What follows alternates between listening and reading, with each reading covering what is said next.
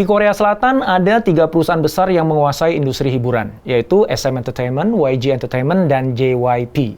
Namun, sekarang ketiganya disalip habis oleh Big Hits Entertainment yang kemudian berubah nama menjadi HYBE. Ini adalah perusahaan di balik grup K-pop termasyhur di dunia, BTS. Setelah sukses mengusung BTS ke panggung dunia, kini Big Hits kokoh berdiri menjadi pemain kunci di industri musik global.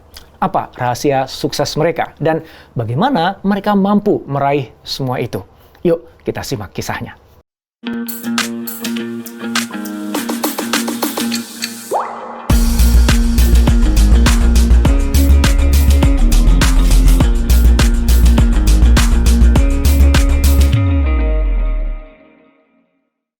Kisah ini dimulai dari perjalanan awal berdirinya Big Hit dan kemudian menyimak bagaimana mereka mengantarkan BTS sampai ke panggung dunia.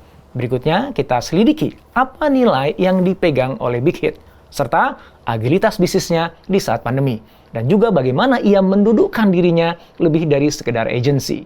Kita lanjut dengan perubahan Big Hit menjadi HYBE yang berhasil menguasai industri hiburan di Korea.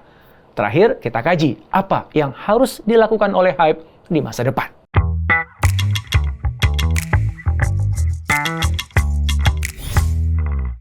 Bang Si-hyuk adalah produser di JYP Entertainment yang sukses menciptakan hits seperti Bad Guy oleh Rain, Friday Night oleh God, dan Like Being Shot by a Bullet. Waktu itu, JYP merupakan satu dari 3 agensi raksasa atau Big Three yang mendominasi industri K-pop dengan artisnya seperti Park Ji-yoon, Byeol, dan IVE, serta Wonder Girls. 2 agensi besar lainnya adalah SM Entertainment dengan Super Junior dan SNSD, serta YG Entertainment dengan 2-in-1 dan Big Bang. Suatu ketika di tahun 2005, Si-hyuk berselisih dengan CEO JYP yaitu JY Park, sampai akhirnya dia keluar dan mendirikan Big Hit. Ternyata nggak mudah bagi Si-hyuk membangun agensi, karena seketika saja dia harus mengatasi krisis keuangan ketika mengorbitkan talent kedua yaitu 8.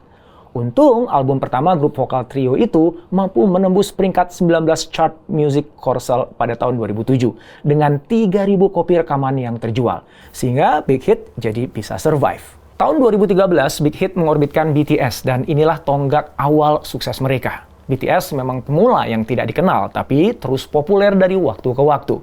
Sehingga di tahun 2015, BTS menyambut banyak penghargaan, mulai dari World Rookie Award Gaon Chart Music Award, Disc Bonsang Golden Disc Awards, sampai Best World Performer Mnet Asian Music Awards. Hebatnya, di tahun yang sama, BTS merebut posisi ketiga Billboard World Digital Chart dan tampil di Billboard Studios. Setahun kemudian, dengan album Wings, mereka merangsek ke posisi teratas Billboard dan menjadi artis Korea pertama dengan penjualan album tertinggi. Sederet lagu mereka seperti DNA, Dynamite, Fake Love, dan Boy With Love sukses di pasaran. Bahkan Dynamite versi bahasa Inggris membuat BTS semakin diperhitungkan di tingkat global dan mengantarkan mereka tampil di sejumlah acara televisi Amerika Serikat. Sukses BTS membawa Big Hits berkembang dan berani melakukan penawaran umum perdana atau IPO pada Oktober 2020.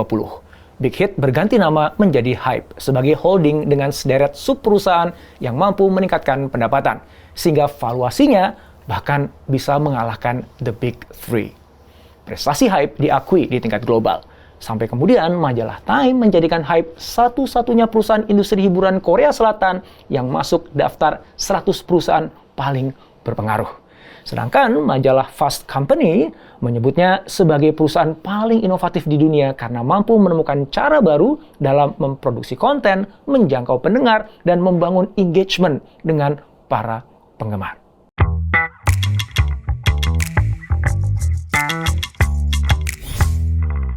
Usaha Big Hit membesarkan BTS jelas nggak mudah, apalagi diawali dengan berbagai keterbatasan. Fasilitas dan peralatan Big Hit masih serba terbatas, sehingga artisnya melakukan rekaman di garasi kecil. Karyawannya juga nggak banyak, sampai terkadang mereka harus multitasking. Satu karyawan mengerjakan beberapa tugas sekaligus. Nah, setelah 3 tahun terbentuk, barulah BTS debut dengan lagu No More Dream. Perjalanan panjang kemudian mereka lalui dengan meraih berbagai penghargaan hingga menembus posisi puncak Billboard pada tahun 2016. Di titik itulah BTS mendunia dan bisa berkolaborasi dengan penyanyi seperti Halsey, DJ Aoki, Lil Nas X, Sia, Nicki Minaj, Becky G, dan Zara Larsson. Nggak heran ketika akhirnya Time menobatkan mereka sebagai Entertainer of the Year 2020. Beberapa tahun kemudian, BTS rutin masuk nominasi Grammy Awards, sehingga pada Grammy Awards 2023, BTS masuk nominasi Best Pop Duo Group Performance untuk lagu My Universe, hasil kolaborasi bersama dengan Coldplay. BTS juga masuk nominasi Best Music Video untuk Yet to Come dan akan bersaing dengan Adele, Doja Cat, Harry Styles, Kendrick Lamar, dan Taylor Swift. Kita bisa bayangkan betapa sulit dan kerasnya perjuangan BTS menuju panggung dunia karena industri K-pop terkenal sebagai salah satu industri yang paling ketat. Seorang calon artis misalnya harus mengikuti training yang sangat melelahkan antara 4 sampai 10 tahun. Belum lagi mereka harus menjaga penampilan karena seorang idola K-pop dituntut tampil sempurna. Parasnya cantik, matanya lebar, pipinya tirus, hidungnya mancung, dan tentu saja nggak gemuk. Setelah debut, seorang idola K-pop masih harus bersaing ketat untuk bisa populer. Nah, disitulah mereka harus mengikuti jadwal berbagai kegiatan yang padat, ketat, dan pastinya melelahkan. Seperti yang sudah ditempuh oleh Blackpink, EXO, Super Junior, dan lainnya. Setelah jadi, maka seorang artis menjadi aset berharga yang harus dikelola sebaik-baiknya. Nah, bagaimana Big Hit mengelola para talentnya? Dan apa yang berbeda dari para kompetitornya? Yuk, kita simak di bab berikutnya.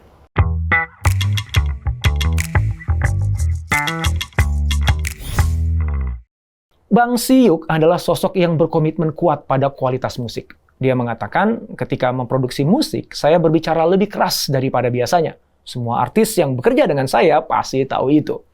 Itu dibenarkan oleh Jinju yang menjadi talent pertama JYP Entertainment pada 1997 dan Si-hyuk waktu itu masih menjadi produser. Jinju mengatakan, kami pernah berlatih berjam-jam saat saya menggarap album pertama, yaitu Sunflower. Dia pendengar yang sangat tajam. Kalau salah, ia tak akan ragu untuk berteriak. Berkat sikap perfeksionis dan tangan dingin hitman Bang, itulah kemudian lahir puluhan lagu BTS yang laku keras di pasaran. Walaupun Si-hyuk perfeksionis, dia tetap mendorong para talent menuangkan pesan dan ide-idenya secara bebas pada karya-karya mereka. Dalam wawancara dengan Rolling Stones India di tahun 2017, pemimpin BTS RM menjelaskan bahwa ketujuh anggota BTS memang terlibat dalam proses pembuatan lagu. Sikap Si-hyuk nggak lepas dari pandangannya bahwa bermusik adalah menghibur dan menggerakkan hati banyak orang. Sehingga credo Big Hit adalah music for healing. Lagu-lagu BTS mencerminkan credo itu, seperti yang dikatakan RM kepada Time, bahwa idenya adalah bagaimana merilis musik baru untuk menghibur orang-orang dan menjadi sarana healing bagi mereka dengan musik kami selama masa yang sulit ini. Ketika semua orang sulit untuk bertemu dan berinteraksi secara fisik. Melalui karyanya, BTS juga berusaha mengangkat isu-isu sosial seperti pada lagu No More Dream yang berisi kritikan terhadap masyarakat yang menekan para remaja Korsel. Sedangkan lagu Am I Wrong diluncurkan ketika skandal korupsi besar Presiden Park Geun-hye terungkap. Kepedulian sosial BTS juga tercermin pada gerakan mereka, seperti menyumbang $1 juta kepada gerakan Black Lives Matter, yang kemudian menginspirasi ARMY alias barisan fans mereka untuk ikut menyumbang. Akhirnya BTS dinilai berpengaruh dalam menggerakkan generasi muda, sehingga Time menjadikan foto mereka sebagai sampul majalahnya pada tahun 2018 dan menyebut mereka sebagai salah satu The Next Generation Leaders. Akhirnya, pada sebuah sidang umum PBB, BTS berkesempatan pidato menyuarakan keresahan generasi muda tentang pandemi.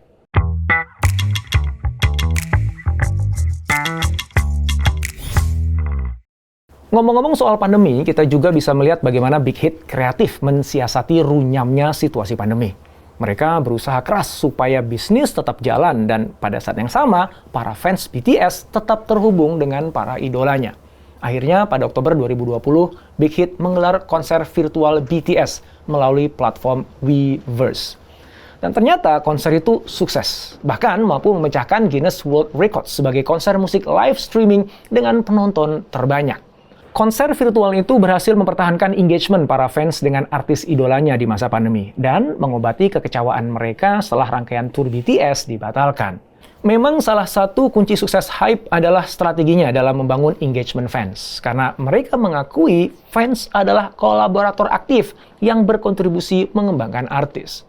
J-Hope mengatakan, Kami dan penggemar saling mempengaruhi satu sama lain, dan kami belajar melalui proses pembuatan musik dan menerima feedback. Interaksi timbal balik antara ARMY dan BTS bisa sangat intens melalui platform Weverse. Di ruang virtual itulah fans bisa berinteraksi langsung dengan artis melalui layanan membership atau memesan tiket konser online. Juga belajar bahasa Korea bersama BTS serta membeli merchandise. Kelebihan itu membuat Bang Si-hyuk menyebut Weverse sebagai great innovation. Penulis Korea Selatan bernama Ji-young Lee menyebut semangat fandom BTS sebagai fenomena horizontalitas.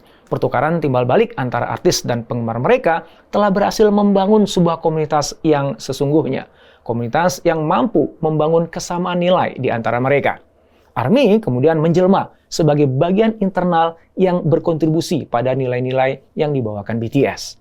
Itulah sebabnya dalam lagu mereka tentang Love Yourself, Speak Yourself, Suicide Prevention, BTS bisa mengangkat isu mental health yang erat kaitannya dengan keadaan anak muda saat ini. Jadi, ketika perusahaan musik lain masih fokus pada jumlah streaming, BTS sudah selangkah lebih maju, yaitu meningkatkan engagement fans dengan idolanya dan menarik banyak manfaat dari hubungan itu.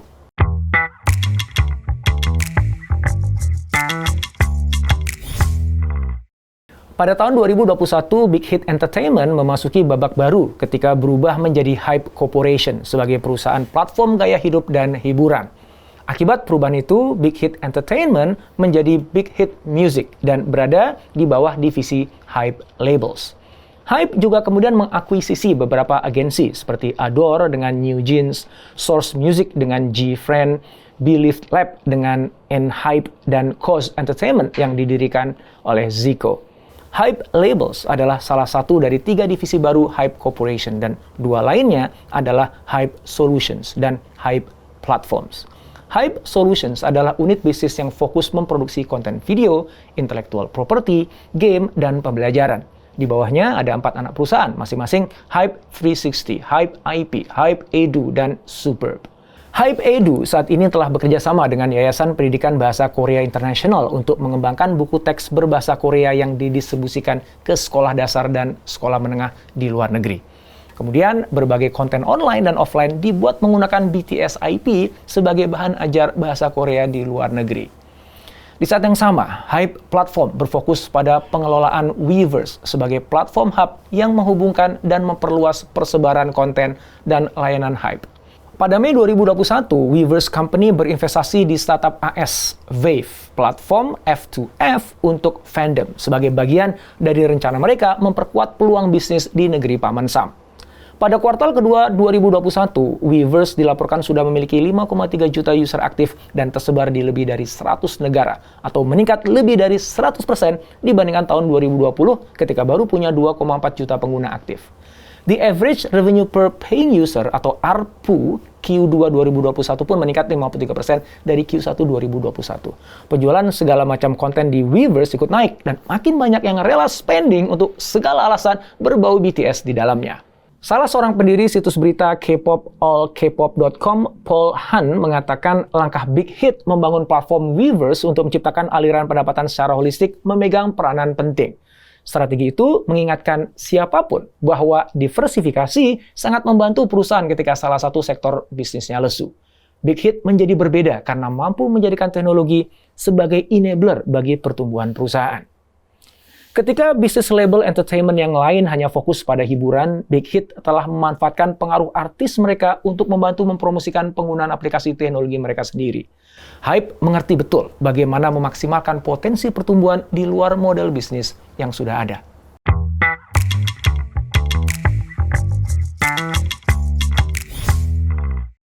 Sekarang, Hybe sudah menjadi agensi terbesar di Korea Selatan. Kapitalisasi marketnya mencapai 3,4 miliar US dollar pada tahun 2021. Artinya, kapitalisasi market Hybe sekarang sudah 3 kali lebih besar dibandingkan JYP Entertainment yang ada di posisi kedua dengan 1,1 miliar US dollar. Dan YG Entertainment serta SM Entertainment menyusul di posisi ketiga dan keempat. Hybe terus berekspansi di pasar musik global dan tahun 2021 lalu mereka mengakuisisi Itacha Holdings yang menaungi Justin Bieber dan Ariana Grande. Lalu, untuk mengembangkan bisnis NFT dan aset digital, mereka bermitra dengan Dunamu, perusahaan fintech Korea. Sedangkan dengan The Walt Disney Company Asia Pasifik, mereka bekerja sama untuk menyuguhkan konten musik dan hiburan Korea ke pasar global. Begitupun dengan Universal untuk distribusi musik. Hybe juga mengakuisisi 14,8% saham Lee Soo-man di SM Entertainment dan menjadi pemegang saham terbesar. Walaupun kemudian pada 12 Maret 2022, mereka memutuskan menjual seluruh sahamnya di SM Entertainment ke Kakao. Sementara itu, BTS telah menjadi artis dengan kontribusi penjualan yang terbesar, melebihi nama-nama tenar seperti Olivia Rodrigo, The Weeknd, bahkan Justin Bieber. Di tengah progres itulah, Bang Si-hyuk mengundurkan diri sebagai CEO dan digantikan Park Ji-won. Dia hanya mempertahankan posisi sebagai ketua dewan direksi serta fokus memproduksi musik.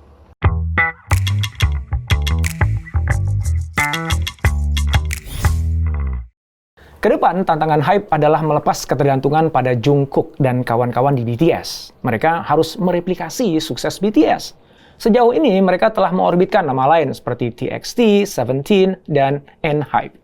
Walaupun sambutan pasar belum sehebat BTS yang masih dominan. Meskipun demikian, per tahun 2021, proporsi penjualan album artis lain mulai membesar. Tentu tidak mudah ya bagi Hybe untuk menjawab tantangan tersebut, meskipun inovasi dan strategi Hybe terbukti cukup berhasil mendominasi industri musik K-pop di Korsel dan panggung global. Jadi, jelas bahwa kunci sukses Hybe adalah perpaduan antara kualitas karya, inovasi, dan juga strategi, sehingga mereka mampu meraih prestasi yang belum pernah dicapai sebelumnya. Tinggal bagaimana mereka bisa mengulang itu semua.